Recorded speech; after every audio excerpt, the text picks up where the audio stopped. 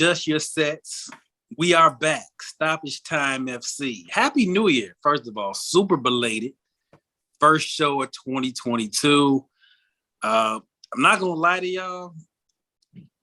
Three of us are not in the best of football moods right now, to be real honest. One of us feeling pretty good about itself. We're going to get to that here in a second. But remember, Stoppage Time FC is a Facebook group, and the new group, which I'm going to have Zach talk about here shortly. The new group, we are going public like a stock. We opening up the group to the football world. We'll talk about that here shortly. But we got Trav behind the scenes. Well, not so much behind the scenes. He's on the scenes with the fresh background today, representing Liverpool. We got Joe, champion-elect in the Premier League. Zach, who is just as unhappy as I am right now about what's going on. But I'm going to go to delete. I'm going to go, Zach. Let's get the good stuff out the way. Let's get the positive. So, Zach, tell the people about the new that we are now public and we are open to all football. Yes, that is about the only positive I got going on for today, for y'all for the next 20 minutes, 30 minutes, hour, however long we go. The good news is the Stoppage Time FC group is now a public group. So you should be able to search us. You should be able to find us with ease. I'm in the next couple of days, I'm probably going to update some of the group tags that'll help you find us.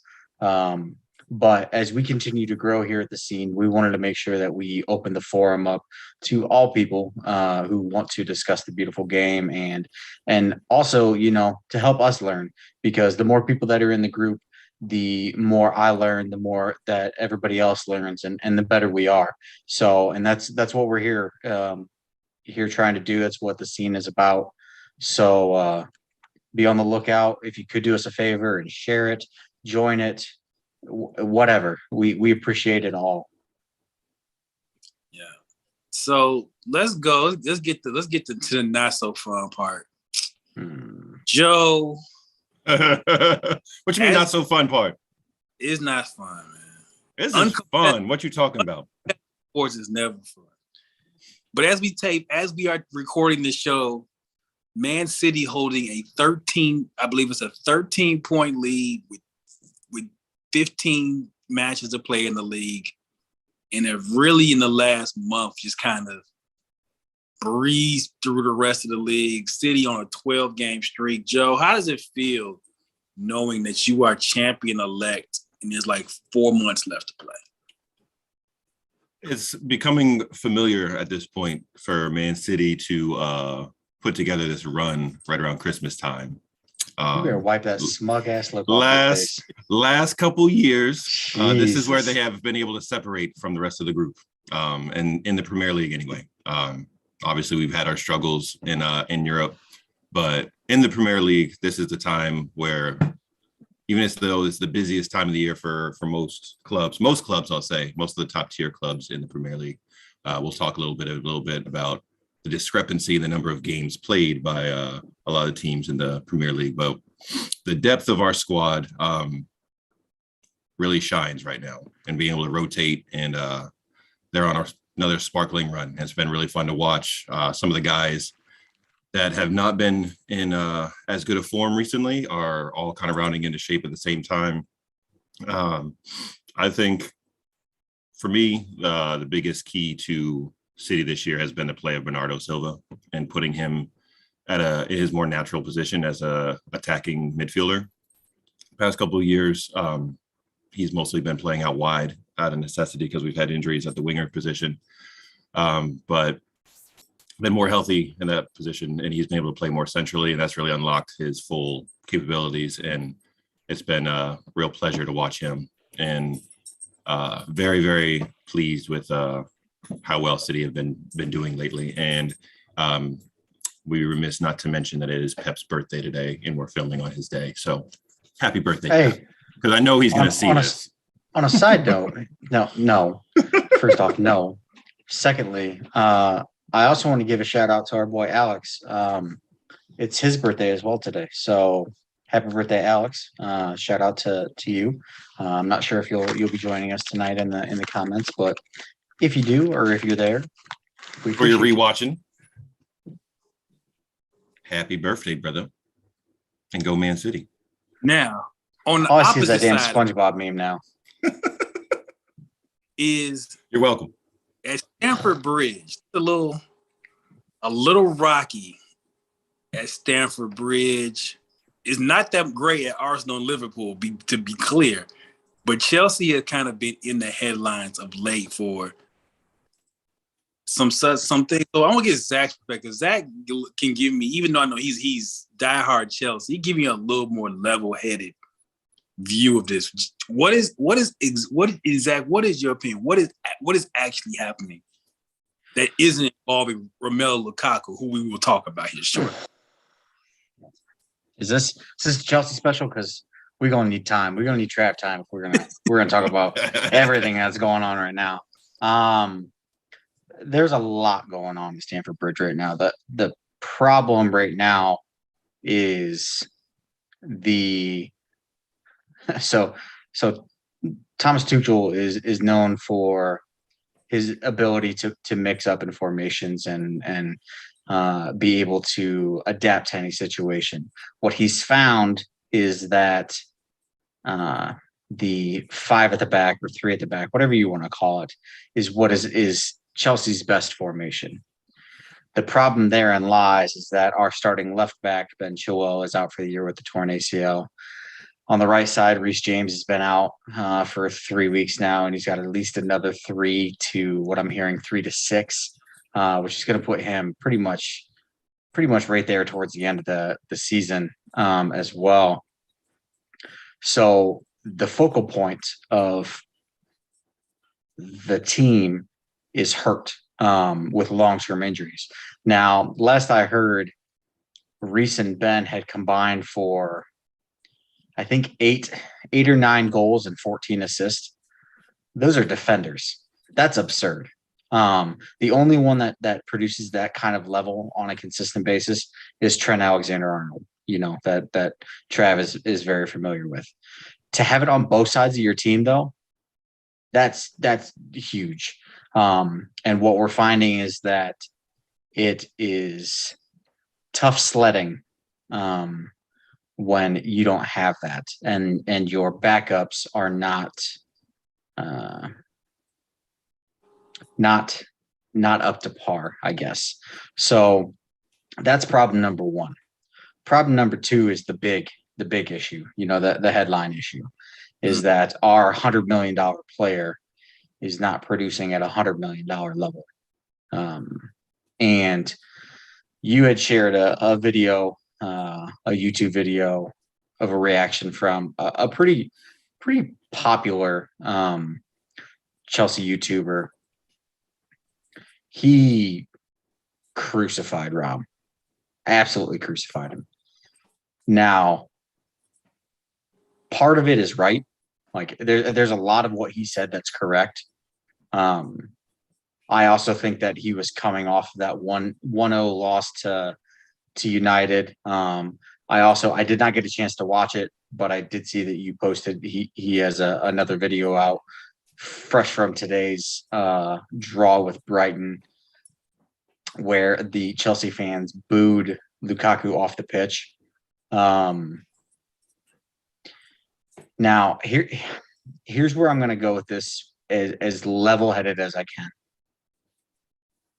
There's a lot of what he said that's correct. He looks very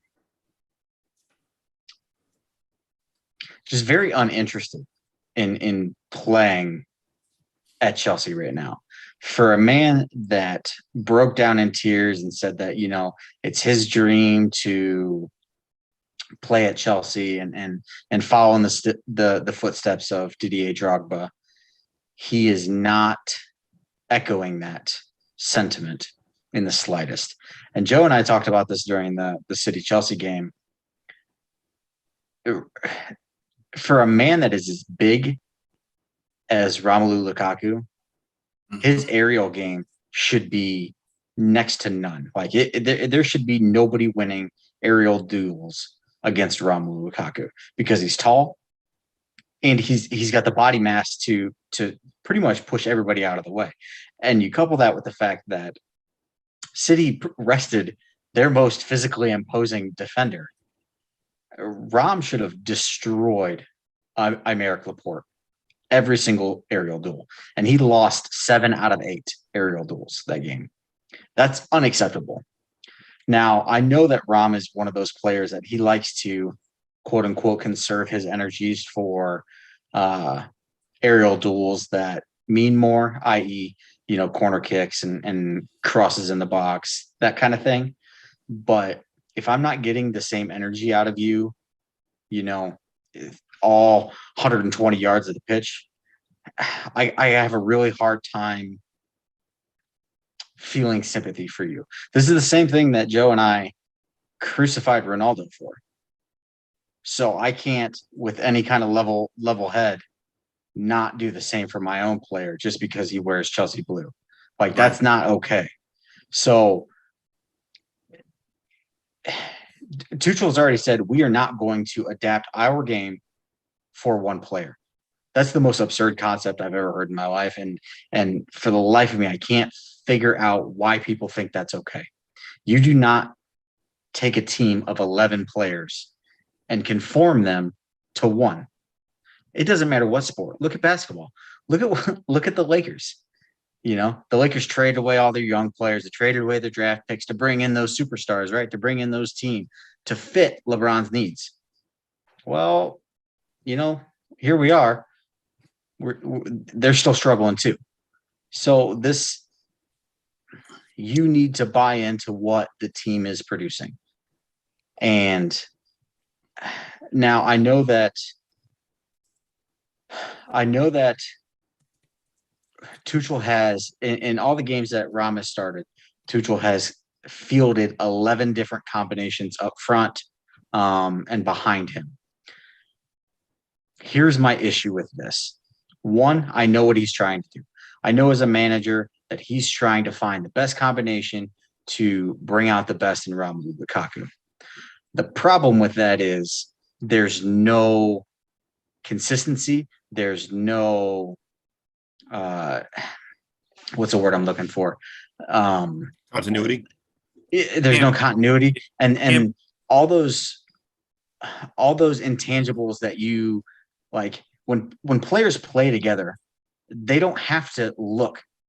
They're going to know where that player is going to be. They know because they've played with them so much where that ball is going to go. And Rom doesn't get that because he's fielding so many different combinations. Now, the flip side is it doesn't matter what combinations out there, he's not producing. And I think the thing that is hurting Rom the most is actually Timo Werner, because Chelsea fans adore Timo Werner. Like, next to Mason Mount, I dare say he might be the most favorite player of Chelsea fans. Okay, non-English player that Chelsea fans adore. Even though he hasn't produced all the goals and everything like that, the one thing you can say about Timo is he gives every single thing he has on that pitch every single day. And he has said numerous times, like when Frank Lampard got fired, he blamed himself. He said, had I produced more, maybe Lampard wouldn't have got fired. He just did an interview yesterday, and he basically broke down in tears, saying that he doesn't understand why he gets so much love and support from the Chelsea fans, because he's not producing at the level that he's used to, at the level that he wants. When you have a player who's willing to do that, and you compare that with what just happened with Rom and that interview, that really poorly timed interview. That interview was bad. Yeah. And I don't care what was meant by that interview, because he's probably right. He probably meant to do that for the Inter fans. But the fact that Chelsea was blindsided by it, had no idea, and it was done in such poor taste, I don't know if Rom's going to be there long term.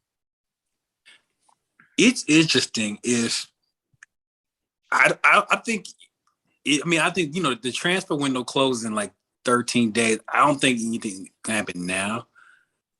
I think it would be unless he goes on some type of tear these last second half of the season and maybe Chelsea gets it deep into the Champions League, I think you're right, Zach. I think the situation can become where it's just for both sides, he can't stay.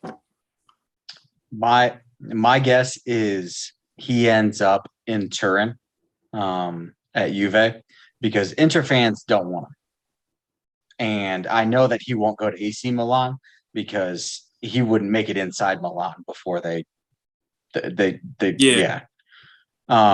So my guess is there's really only one other team where he could end up, and I really think that's Juve. So I would not be surprised to see this summer the Garden of Eden return to Stamford Bridge. Timo move back to his normal number 9 slot, and Lukaku to be sold. Which is absurd because I really hate that. I hate the thought that you would sell a player just 1 year after he arrives, because I don't think that's fair. But there's just so many things that are just compounding on each other with this that I think it's almost inevitable. Cue Thanos, I am inevitable. What's wild is that it seems like he's done all of this to himself. Because the two places he really wants to be would be either Inter or Chelsea, and the Chelsea fans no longer support him or want anything to do with him. And the way he left Inter completely put them off of him for life, and they do not forgive easily over there. Like the way that he dipped out on them, it was like, nope, doesn't matter what kind of interview you do, we don't care. You're not welcome back here anymore. So it's now what do you do? It's just a crazy situation. And I'll go back to that video that you were talking about that you showed, Ronnie, and Chelsea historically are way too supportive of our number 9s. Historically, like we bend over backwards to support them, even during the slumpiest of slumps. Like Fernando Torres is prime example. Diego Costa, prime example. The only one that I don't think we did was Alvaro Morata. Right. So I would not be surprised to see something like that happen. A loan next season with an obligation to buy. It's wild, and I think the thing that you learn about football fans is that once you lose them, it is very hard to get it back. Like in over here in America, not to try to make it all about America, but players can have troubles with fans. It can be forgiven shortly. But in football, once it's gone, it's over. It's done. That's why I think to your point, Zach, I think he will go, because I just don't know if there's anything he can do, because football fans just do not forget anything. Well, yeah, I mean, look at that. Anything. In that video you sent, that man said, I don't care if he nets a hat trick in the Champions League final. I will never cheer that man's name again. Do you know how powerful that is? Like that is deep. And he had his chance too. Had he come back after that, like, because the Chelsea fans gave him that out. They gave him, okay, maybe the interview was a mistake. Maybe it was maybe he just messed up. Come back, prove yourself, prove your worth. And he came back in this kind of like half-assed. And the first thing that came out was he didn't think there was anything wrong with it. He didn't even apologize off the rip. Whether it's necessary or not, you believe he should apologize if he did anything wrong. For the great, good graces of your fans, just you do it, whether you believe it or not. And you come up with at least a little bit of conviction so they don't read right through you, because people can do that pretty easily. But it's just like fumbled the whole situation from the get-go. I don't want to see that man kiss the badge. I don't want to see him go over to the away, like the fans. Like, I don't know, like, to your credit, like, I don't know if there is a single thing that he can do to win over the masses. in Stamford Bridge. You know who they did cheer as soon as he came on the pitch today? Timo. Gave him his chant as soon as he walked on, and it was loud too. Mhm. So that tells you everything. They didn't. And then what did they do for him for Lukaku as he left? They booed him. So Yeah. that tells you everything you need to know. He's gonna have to ride out this next 4 months. He's gonna have to just kind of take it. But whenever you can put in your transfer request, day one, you're gonna have to put it in because they just do not. Football fans are an unforgiving group. Once you've gone past the point with them, here's the thing for him. What I don't understand is he's now in a really tough spot because if he ultimately decides, yeah, I need to go, well, the only way he's going to find suitors to go is if he produces. And if he's not willing to buy in and put in the work to build around the current team that's there and the style of play that they play, then he's not going to produce. This is not, it's not rocket science. And yet it seems like I am asking him to do the quadratic equation, while blindfolded and having, it's mind boggling to me. It is. So for our American folks, this is without the refusal to play. His situation is not too dissimilar to what Ben Simmons has going on in Philadelphia. That's a good parallel. That's a real good parallel. Which really sucks because those are both of my teams. Those are both of your teams. I'm not. I'm going through it right now. I'm not. This. Help me, please. So I want to go back to Joe's real quick. We spent a lot of time on. I certainly have. We've talked about the Bundesliga and how uncompetitive it is, and it still is. But we were talking in a group chat, and I know something? City's won 6 of the last 11 Premier League titles. Chelsea, City, and Manchester United, that's only 3 teams, have won 80% of the Premier League titles have been won by 3 teams. Is the Premier League a really glorified Farmers League, fellas? It's trending that way. I will say that. It is definitely trending that way. The big clubs, there's just more of them, it seems like, in the Premier League, which is why people don't necessarily, I guess, associate it like they do with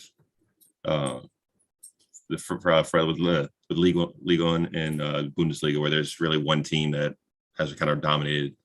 But Man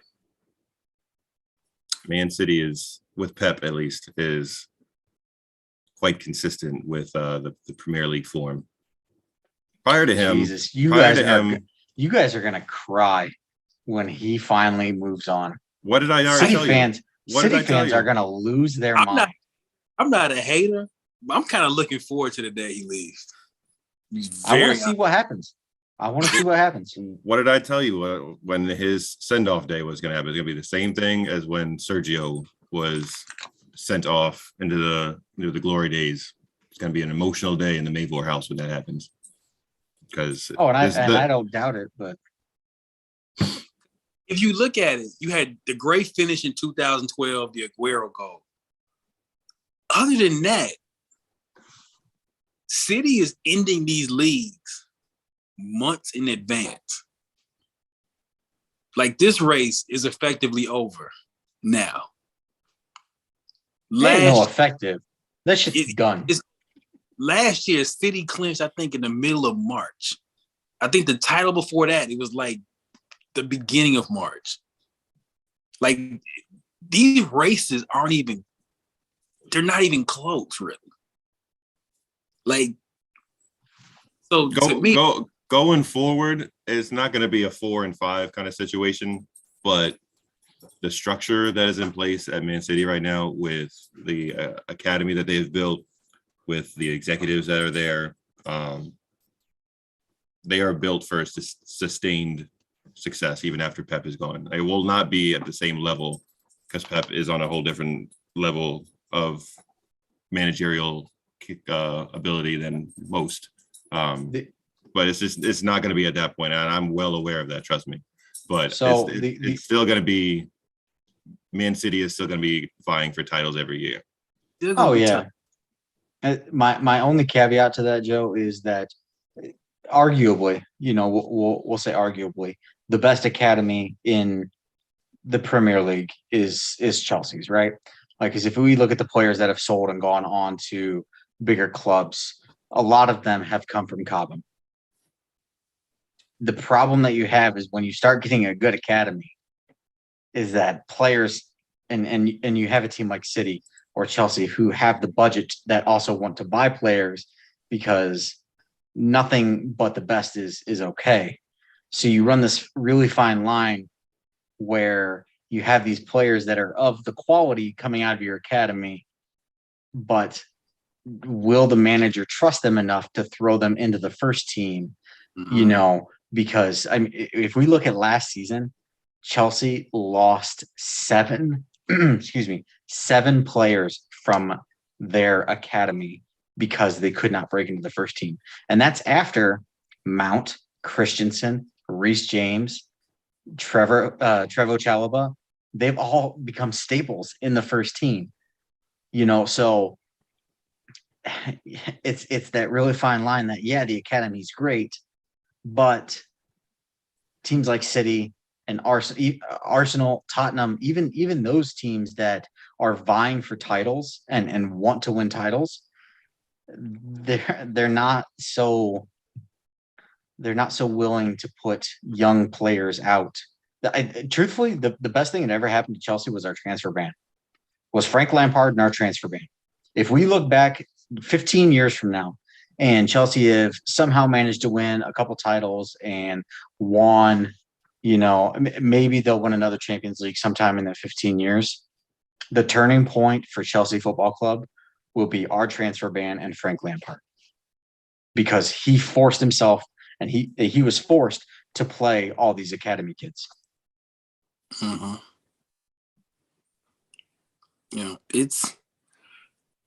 I think honestly, I hate to say this as an Arsenal fan, but I really believe the Chelsea and Liverpool are really the only two teams I think that can even make this a thing for a couple of years. I think the Premier League is becoming where we are just waiting for Guardiola to leave at this point.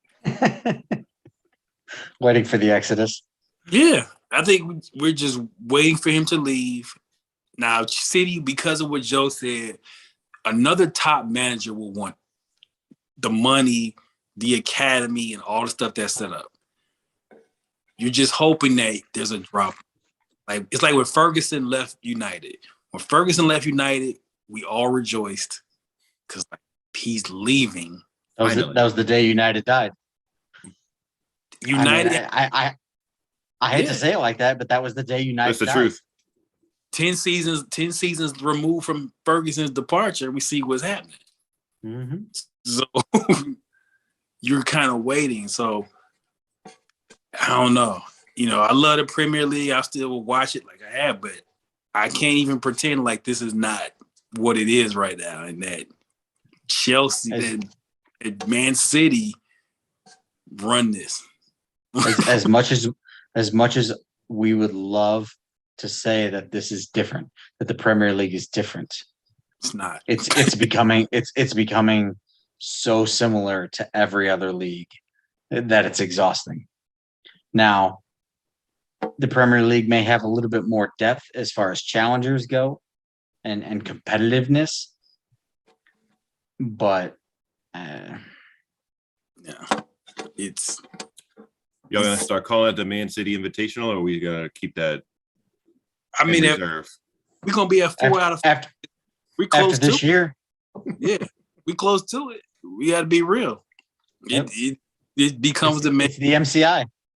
Yeah, MCI sponsor. Now Trav, go ahead, Joe. I'm gonna bring Trav on the mic for a second. Absolutely. What it comes down to is the depth of the squad. That's why I mentioned at the beginning. What we've been talking about at the beginning of every preview show that we do. The Man City depth is kind of what sets them apart from the other challengers right now. And whether Klopp or Tuchel want to say that we've been lucky with injuries and or COVID, which is inaccurate, by the way. What it comes down to is the depth and the quality that they have on the bench, that they're able to rotate and pretty much field 2 strong 11-man lineups. Where City kills, I don't know, man. I think what City is that, and I'm gonna let Zach jump back in.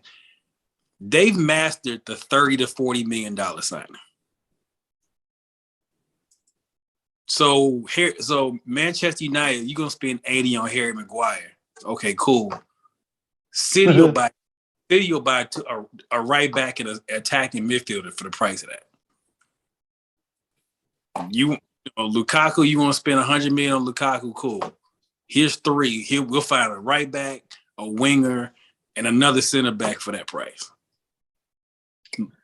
City has the depth. I won't even say that they don't. But that's not the difference that sets them apart. The difference that sets them apart is going to be arguably the greatest manager of all time, Pep Guardiola. Point blank and period. That is it. Because if you look at depth, Chelsea matched them as far as depth goes, all the way down, all the way through.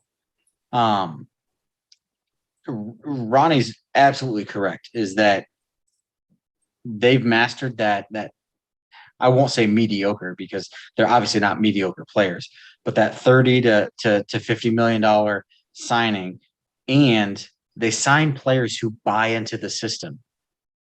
When you buy a player who buys into the system, that wants to be there because they know that if they do, good shit's gonna happen to them. Yeah, that's the key. And something that Jimmy had brought up in the group, that he doesn't quite seem to understand why players like playing there, because they always have to fight for their spot. And if you drop off, you're not playing for a while. But that competition for those high level athletes like that drives them, being able to compete like that. So they know that every training session is important. Every time you're in front of Pep, you got to be on your A game, because there's another guy behind you that wants your spot, that is trying to beat you out in that drill. Every single drill in every training session becomes that much more important. And it just makes everybody that's in the club that much better and competitive. And what's great about it is that there's no competitive or I would say anger, I guess, or frustration between the players. They all have a very good relationship amongst each other. So it's not like I have a bad attitude because I'm not playing. They are generally happy for the other people that are, but they want to play too, obviously. So it's not like a negative thing. Because I go ahead, Zach. I was just saying, I don't think at any stretch of the imagination, I don't think João Cancelo is like, yeah, I want to play left back, when he's naturally a right back. But he knows that Kyle Walker is there. And he knows that the way to get on the pitch and to make an impact is to play left back. That's what you need. That's the player that you need. And that's the one thing, again, not to go back to Timo, but that's the one thing that I've loved about Timo since he came there. He's found a way, no matter where he's been plugged in the field, to try and make an impact. And without him last year, Chelsea don't win the Champions League. He led the team in goals and assists.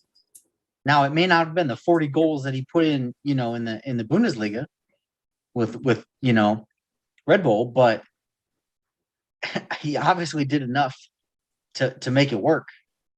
Yeah. So I think that, not to disagree with you, Joe, but I don't know if it's the depth so much that City puts City apart. It's Pep, and that the depth that you have has bought into what Pep has brought. And that right there is the reason that you are going to win 4 out of 5 and 19 out of fucking 30, by the time he leaves. I'm over it. Now, I want to bring Trav onto the mic. Trav is still newly initiated, but he's been watching. Liverpool face the most interesting contract situation in the next few months. We know Erling Haaland, we'll talk about him briefly. Erling Haaland basically was told, find a club so we can sell you like tomorrow if we really want to. So we know he's gone. Mbappe is gone. We know that's going to happen. We talked about the Lukaku situation. But to me, the most interesting player development as far as movement is at Anfield. And that is Mohamed Salah. This has been a back and forth for a year on this contract. And if he gets to the summer, and Zach and Joe can expound on this, if there's no deal by the summer, we're at 1 year left with arguably the best player in the world, or if not, the most informed attacking player in the world with a year left on his contract, which is a dangerous place to be in football, is when your best player has a year left. Trav, I want to bring you into this. Newly initiated, but you understand a contract situation, but you do understand a contract situation. How the situation is getting tight. It wasn't a thing, and now it's become a thing. It's become a real thing. We gotta sign him, man. We gotta find a way to get him there. Because like we had the last show, that problem is still there. He's gonna help. We need more to add on to getting him re-signed. We need more people who are dynamic with the football that can score. That's why we tied against Chelsea. That's why we beat everybody else that we supposed to beat, but don't beat the teams that we need to beat to advance. Because we can do good with our mid-level guys are good against the teams that we supposed to beat. Mm-hmm. But our mid-level guys are mid-level guys against Chelsea. Our mid-level guys are mid-level guys against Man City, Man U, or whoever it may be. We need that extraordinary guy. He is one of those extra. He can get it if he wants. We need At will. We need two more of those guys. We don't need that guy with no one more year, because with one more year, he's thinking, or his agent is basically thinking, man, these folks don't want to do nothing with you. Let's go ahead and go somewhere else. We got to sign. He's one of those rare guys that will win you a game by himself. And he's done that and shown that for Liverpool for several years now. You cannot let him walk out that door. You better pay him whatever he's asking for. They have three of those players now. They have three. Liverpool has three of those players right now. Him, Sadio Mane, and Alisson. Right? So those three are of your upper echelon players. They need 8 more. Actually, they need 8 more. And then those mid guys, they can be on your bench because that's where they belong. I'm sorry, but Naby Keita is not a starter in the Premier League. He's a great guy to come off the bench. My guy number 10, I like him. I like him a lot. That guy, I can't think his name right now. I know his number. Mm-hmm. I'm familiar with his number because, hey, I wore number 10 in basketball. So I seen him. And, we know. And the guy is nice. But who you talking about? We need to sign him. We need to add, put some more years on the man contract, LeBron. Do something. God. Right, LeBron, you a co-owner of Liverpool. So give some of your money up. Get that man what he owes, man. Kill what he owes. It's really the most mind-boggling thing that I've ever seen is a group of owners and a team basically just refusing to pay someone who is producing. It's not like At an elite level, yes, super elite level. He's This leading the is league in goals absurd. and assists. Like, give that It's not dude like his paper. it's not like Muhammad. It's not like Mo went to the front office and be like, "Hey, I think I want a new challenge, and that's why I'm not signing unless do X, Y, and Z." This man said, "Hey, just pay me what I want," and Liverpool's like, Maybe. I don't know. What is looking like? It's looking like Liverpool is starting to be a bad organization all of a sudden. Like you said, Big Shot. When you ask somebody, "Hey, go find somebody, and we'll see if we can match for that." That's not good business. Yeah. You don't tell no player to. No, that's not good business. You don't tell a player of his level, go find another deal. Bring us back the deal, and then we'll see if we can match it. Because I can promise you. I can think of 2 clubs, Roger. I can think of 2 who, if they are allowed to negotiate with him, will absolutely give him everything he wants. PSG will give him anything because they're going to lose Mbappe. Mm-hmm. They'll give Mohamed Salah whatever he wants. Well, that and Messi's not going to be there forever. Mm-hmm. Yeah, Messi went right. So And Messi, yeah. So Liverpool is playing a very dangerous game with this. here's the thing that what if I can see it from a fan's perspective, the fact that Liverpool can't see this is mind-boggling, because if that man gets,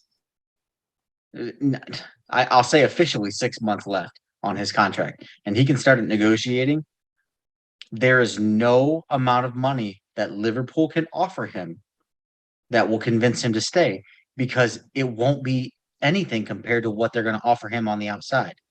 And I'm finding this out because I'm dealing with it right now with Antonio Rudiger. It's not that Chelsea won't match the wages that other teams are offering him. It's the fact that when they're a free agent, they can in turn sign insane signing bonuses, which takes that weekly wage, because signing bonuses in soccer are not like signing bonuses in the NFL or the NBA.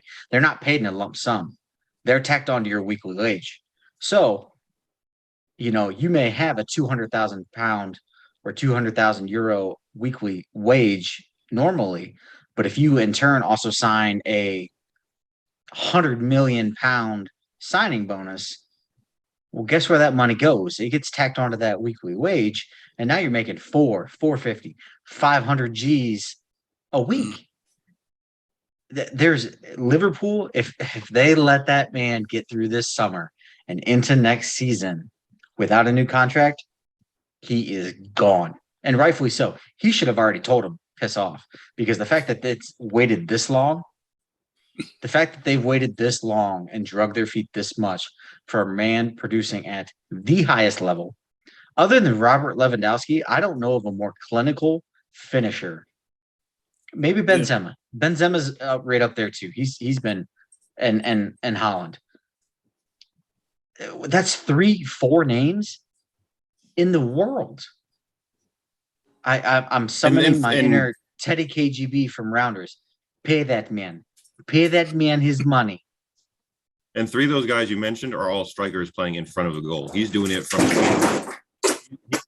the wing position. That's more difficult to do what he's doing and match that level from the 3 that you mentioned from the position he plays in. To Zach's point, if he gets through the summer with no deal, as from a business point of view, he shouldn't even talk to him when the season starts. Because now his position becomes, well, first of all, I'm kind of insulted that you haven't given me my money. So I'm insulted, number one.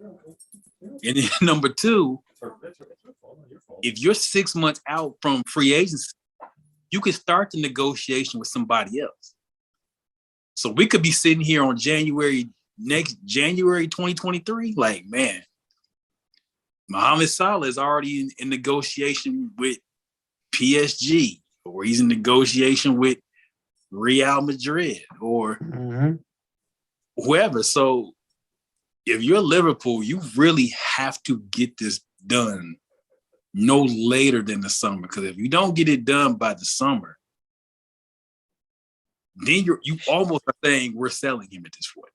They can already tell what it's like without him on the pitch. They're trying to find every excuse not to play a damn game. Like we are. Yes. I'm So- tired of y'all. Like, don't even get me started on this shit. I'm gonna go off. Arsenal, the Premier League. Let's get to that so we can let's get to that, and then we're gonna kind of wrap this thing up. The Premier League, I will say this: it's some janky stuff going on with the schedule, and Liverpool got us with the postponement on the first leg of the Carabao Cup. We turned around. We did it this past week. Burnley hasn't played in, almost 3 weeks. I think Burnley's got 21 games in hand. It's what it 21? seems like. Yeah, it seems Absolutely. like they have like 21 games in hand. I swear to God. They haven't played in like 3 weeks. The Premier League, the people are just going to and now the loophole is crazy. So now everybody's just going to be like, I'm still waiting till my players get back from AFCON. What Liverpool's doing right now. That's what we were just talking about. And now there's a winter break in 2 weeks. So I just see if I could just wait this out Yeah. the week. My Keep players, postponing. yeah, I just keep postponing games. My players will be back. I get another 2 weeks off. So Golden. they didn't Zach, think this through very well at all. Did you mention how many games your club has played compared to God the damn lower it. ones? No, you just And really not want just to bring yours. this up. Not just yours, So- but mine too, and Trav's team as well. I can't speak to exact numbers on your guys' clubs, but I know for a fact that going into the last Brighton match that Chelsea had, which was right before the Tottenham FA Cup 2 legs. So this was still in December, right? Chelsea had played 11 matches in the month of December. 11. There's only 4 weeks in December, last time I checked. Carry the 6. Yeah. So of the 31 days in December, we played on 11 of them. You basically played every 3 days for a month. Brighton, going into that match, had played 3. 3 fucking games. The whole month. And the whole month. And this is the thing that is frustrating. Yes, I get it. Chelsea has a deep squad. Yes, I get it. Chelsea has an academy. Either make it the same for everyone or don't do it at all. Just say, I don't care. Field it. Or, hey, we got to shut down. We got to extend the season into the summer and we got to shut down. Because that is absurd and that's part of Chelsea's problem as well, is the fact that these players are dog tired from playing so many matches. Yeah. How do you combat injuries, COVID, and playing 11 fixtures in an entire month? Like that is not. Ugh. No, I mean, these guys are human beings, and yes, there might be better quality on the pitch for you guys if you're looking just at the names on the team sheet. But the other guys are getting paid too, and if they're not playing nearly as much and they're well rested and have all the energy in the world to gear themselves up to play against the top dogs, because we take all of our clubs, we take pretty much everybody's best shot every time they come up against us.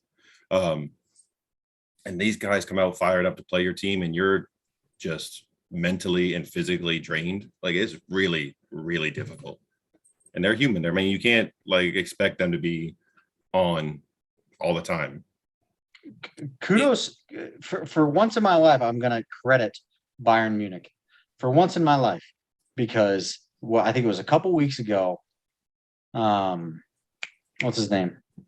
Who's the head coach there now? Nagelsmann fielded an entire bench with 0 senior minutes.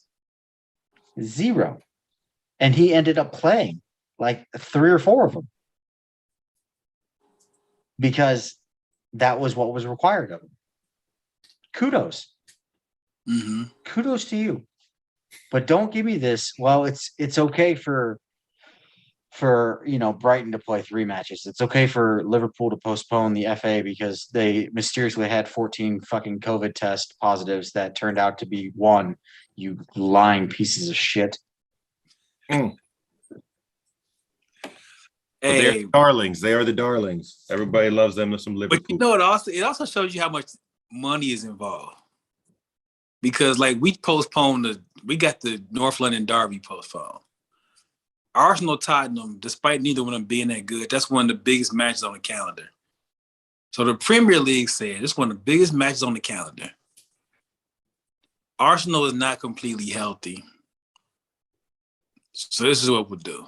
We don't want one of our biggest matches to not have everybody. So here's your postponement. If we would have been exactly what it was.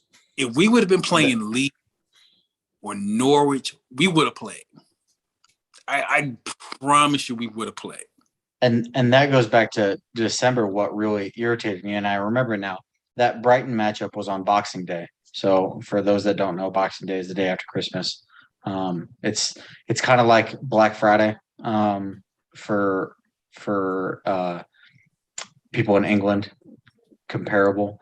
It's like their biggest shopping day of the year, but it's a huge day. Every single team plays on Boxing Day, right? That's the way. Like, and I'm not talking just the Premier League. I'm talking in all leagues. Yeah. Everybody plays on Boxing Day. Like it's a huge day of football. So the amount of games that got postponed on Boxing Day in the Premier League was relatively low. Why? Because those were the games that Amazon purchased the rights for, and had they canceled those games, Amazon and Jeff Bezos would have went right back to Barclays in the Premier League and been like, "Hey man, run me back my money." But no, because that money talks. That's why Chelsea had their 11th match and Brighton had their 3rd, and yeah. Whatever, I don't care. The more you watch sport, as Trav and our newly initiated folks, I love. Finances dictate everything, including schedules are dictated by finances. And so this is going to be interesting. So we're going to wrap up. We definitely going to have shows a lot more frequent. Remember, the brand new group is now open. If you're in the current group, Zach has put a link to the new Facebook group. Click the link, join it. Invite your friends. Tell your friends about us. So as we wrap this up, fellas, quick thoughts. Anything you think in the transfer market is going to really happen in the next 2 weeks?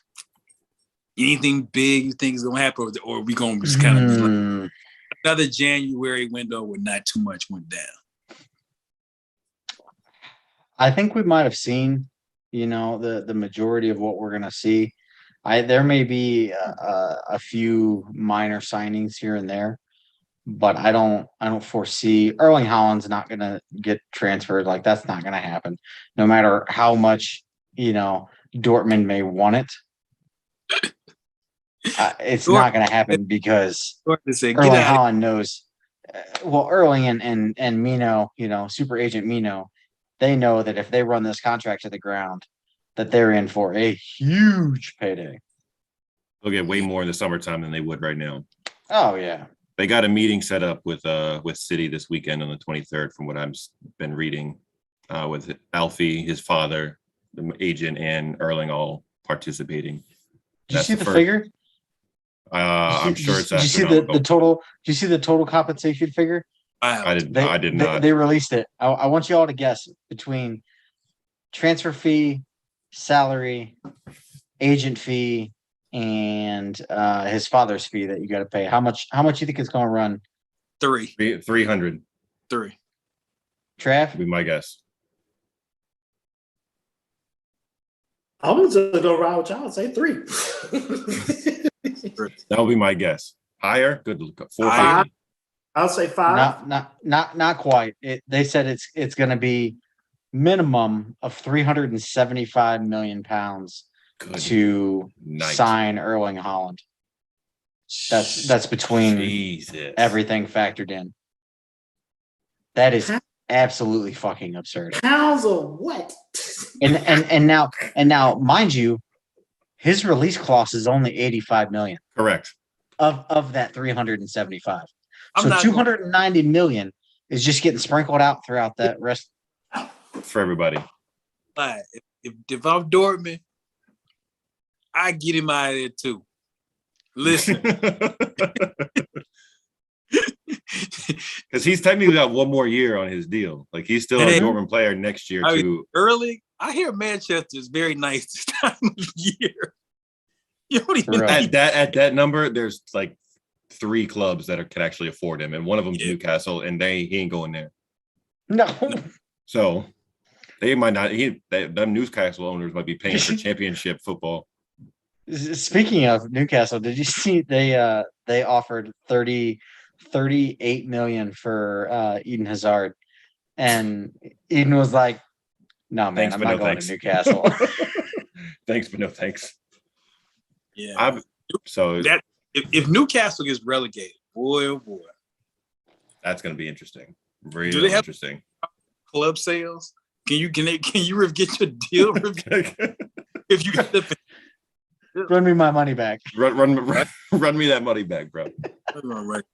But to answer your question, there probably won't be a whole lot of major signings going on. There'll probably be somewhere in that like 10 to 15 mil range for some of these smaller clubs. They're at the lower end of the tables that are trying to make their way up. Newcastle, I'm sure, will probably sign at least another 1 or 2 people because they cannot afford to. Diego Carlos from Sevilla is supposed to be on his way. They just signed Chris Wood, right? For $30 million. Chris Wood from Burnley, who is competing with them. $30 million for Chris Wood. Are you insane? He was Trav, to give you an idea, Chris Wood was valued at $7 million. And Burnley made Newcastle. Burnley like the NBA contracts as far as like these super maxes going out right here. Mm-hmm. You think, oh wow, he's supposed to be 10 million. No, he get 25 for 3 years. Like, whoa. Absurd. The money in this sport is ridiculous. It really is, and it's mind blowing. Just the cost of this sport, but it's crazy. Well, look, we're gonna get out of here. Trav, thanks for stopping by. The man behind the scenes, man to get us going. Since Jeremy don't love us no more. Since who? Since Jeremy don't love us no more. Yeah, Jamaldo. I know what's gonna happen. He's gonna mysteriously turn up like in late April and May when City actually get crowned with the trophy. Man, he goes up. I swear to God, he better not run his mouth. If he goes ghost until that time comes and he runs his mouth, when City clinches the title about the end, Jerm will turn up at the end of March. Title. Watch. Guaranteed. That's the best. Had to be done. Had to be done. There he is. I'm still proud of that, by the way. It's fantastic. It's so good. Ron, Joe, Zach, Trav, Stoppage Time FC, signing out.